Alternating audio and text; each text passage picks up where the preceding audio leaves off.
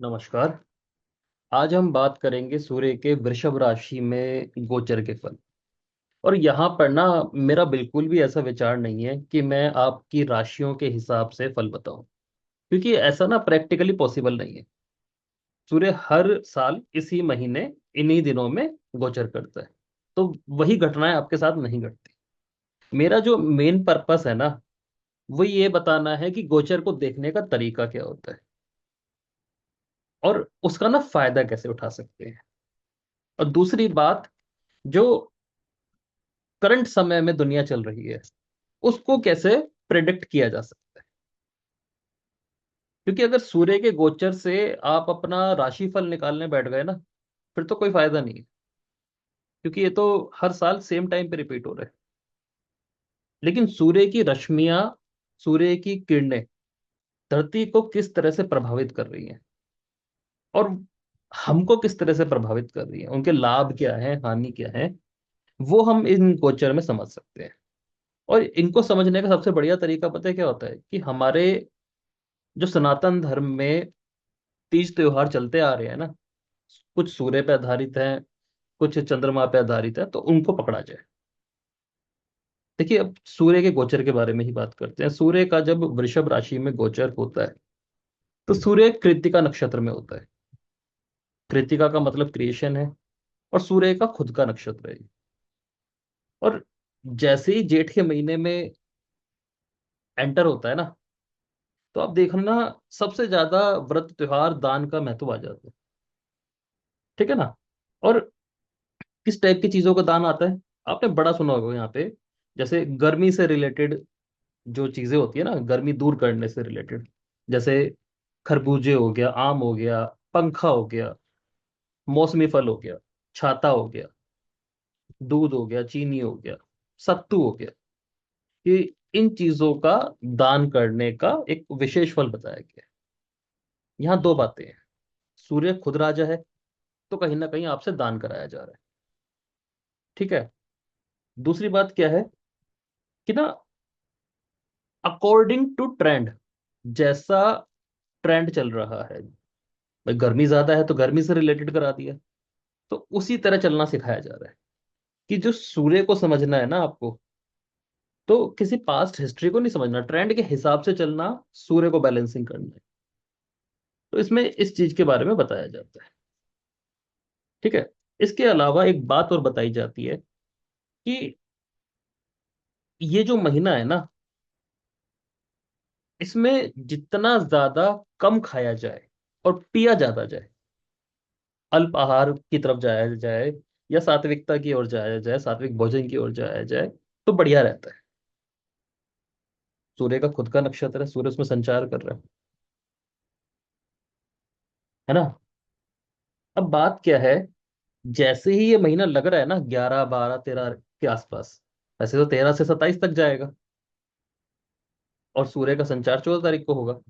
लेकिन आप देखना, इन 3 4 महीने में ना, 3 4 दिन में, सॉरी, 3 4 दिन में सबसे ज्यादा आपका मन या तो डाइटिंग की ओर जाएगा, सात्विक होने की ओर जा रहा है, ये नॉन वेजिटेरियन की ओर होने की ओर जा रहा है, या ऐसा हो सकता है कि आपका मन जस्ट डाइटिंग की ओर जा रहा है।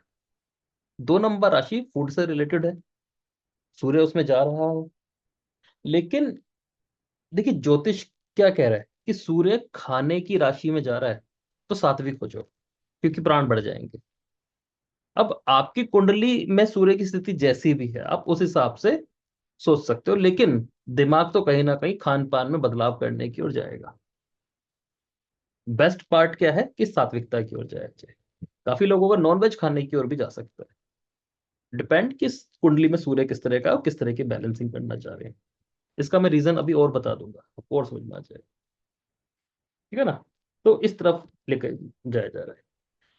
और पहले कृष्ण पक्ष आता है, फिर शुक्ल पक्ष आता है। यहाँ पे ना, जो कृष्ण पक्ष है सूर्य का, तो 26 तारीख के आसपास, 26 मई के आसपास, 27 तारीख की अ, अमावस्या हो जाएगी, 26 तारीख के आसपास ना, एक व्रत आता है। मतलब वट सावित्री व्रत व्रत बोलते हैं उसे। कि यहाँ पर ना, फीमेल्स को फास्टिंग रखनी चाहिए जिनकी कुंडली में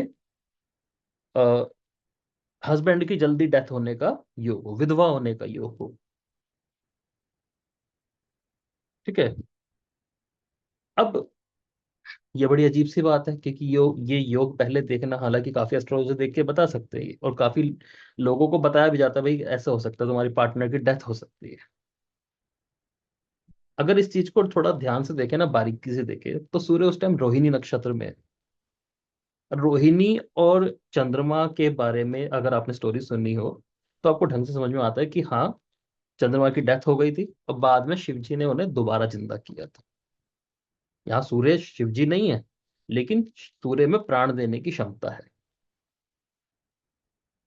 मतलब जैसे जैसे आप गोचर को ढंग से पढ़ने लगते हैं ना, आपको समझ में आता है कि एक एक ग्रह के अंदर, एक एक दिन के अंदर सूर्य की ताकत कैसी होती है, चंद्रमा की कैसी होती है, बाकी ग्रहों की कैसी होती है। लेकिन बात क्या है, जितना ज्यादा आप सूर्य को समझेंगे ना, तो बाकी समझ में आना शुरू हो जाएगा। तो जैसे ही कृतिका को छोड़कर सूर्य रोहिणी की तरफ जा रहा है ना, तो अमावस्या के पास, चतुर्दशी तिथि को ये बताया जाता है, चतुर्दशी अमावस्या को दोनों दिन रखना होता है। बात यह है कि आपका फास्टिंग से कोई लेना देना नहीं है, आप उसको रखो या मत रखो, लेकिन रोहिणी नक्षत्र में सूर्य की एक क्वालिटी आ जाती है, सूर्य के अंदर ये ताकत जरूर है। और जो ये महीना पूरा बताया जा रहा है, ज्येष्ठ का महीना, सूर्य का टॉरस राशि के अंदर, कि जितना आप भूखे रहोगे, अल्प आहार पे रहोगे, ये आपको उतने ज्यादा प्राण देने की ताकत रखता है। ठीक है ना। तो जो वो आएगी, क्या कहते हैं, अमावस्या 23 तारीख को, उसके बाद शुक्ल पक्ष शुरू होता है। अब शुक्ल पक्ष में क्या है, शुक्ल पक्ष में 29 तारीख, तृतीय तिथि के आसपास भी एक व्रत आता है, रंभा देवी का। वो भी फीमेल से रिलेटेड है। विवाह, संतान, सौभाग्य की प्राप्ति कराएगा। कराएगा नहीं कराएगा वो डिफरेंट बात है। बात यह है कि सूर्य के रोहिणी में रहने पर ये इवेंट भी देखे जा सकते हैं, इस तरह से इसका फायदा भी उठाया जा सकता है। फिर एक बहुत बड़ा फेमस त्योहार आता है, गंगा दशहरा। गंगा दशहरा। अब एक दशहरा तो वो आता है जिसमें रावण का वध हुआ था। ठीक है। यहाँ जो गंगा दशहरा है ना, ये मानते हैं कि भाई इंसान अपने 10 तरह के पाप धो सकता है, जो उसके कर्म की वजह से भी हो सकते हैं, बोलने की वजह से भी हो सकते हैं, या मानसिक भी हो सकते हैं। यानी सूर्य के अंदर यहाँ पर उन चीजों का नाश करने की क्षमता है, तो उसे गंगा दशहरा बोल दिया गया। उसके बाद निर्जला एकादशी, फास्टिंग होती है, तो वो चीज यहाँ पर देखी जाएगी। ये फास्ट या ये महीना आपकी बॉडी को डिटॉक्स करने के लिए सबसे बढ़िया माना जाएगा। अब इसको करंट इवेंट्स पे लगा दो, कि अभी आज की डेट में क्या चल रहा है, आज की जो परिस्थिति है, उसके हिसाब से अगर इसे जोड़ने बैठे, तो किस तरह के रिजल्ट देंगे। ठीक है ना। तो यहाँ पर ना आपको एक चीज देखनी पड़ेगी, कि ना 5 मंगलवार का समूह है, जेठ के महीने में 5 मंगलवार है। और जो अमावस्या है वो भी मंगलवार की है, भोमपति अमावस्या बोलते हैं, जो कि दिखाता है कि हिंसक घटनाएं या युद्ध प्रेरक घटनाएं, युद्ध प्रेरक का मतलब ऐसी इवेंट्स जो बाद में जाके लड़ाई में बदल जाए, हो सकती है। और जब भी मंगल ऐसे 5 आ जाए और एक अमावस्या पड़ जाए, तो ना ये भी माना जाता है कि किसी एक देश का कोई बड़ा नेता या तो पद छोड़ेगा या मृत्यु को प्राप्त हो, मतलब किसी भी वजह से उसका पद तो छूटेगा, किसी भी रीजन से, या तो हटा देंगे या दिक्कत आएगी। हालांकि ये जो योग है ना, ये पीछे से चलता आ रहा है, पीछे से मतलब 15 मार्च से 11 जून के बीच का योग बना पड़ा है। मतलब 5 शनिवार, 5 रविवार और 5 मंगलवार, इसे खप्पर योग बोलते हैं। खप्पर का मतलब है तेजी से अशांति बढ़ना, राजनीतिक उथल पुथल बढ़ जाना। ठीक है ना। अब क्या होगा कि अगर पंचांग की भाषा में बात करूं, तो वार के हिसाब से तो मंदाकिनी है और नक्षत्र के हिसाब से राक्षसी है। ये बड़ी अजीब सी बात क्या है कि यहाँ पर नेताओं को भी फायदा है और चोरों को भी फायदा है एक साथ। दोनों को फायदा होएगा, और कोई नेता ही ऐसा है जो चोर है, उसे खूब फायदा है। ठीक है ना। और जैसे ही चंद्रमा रेवती में जाएगा, तेज बारिश भी देखने को मिली।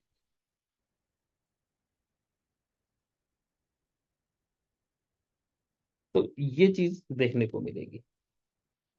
अब इससे भी आगे अगर चलें,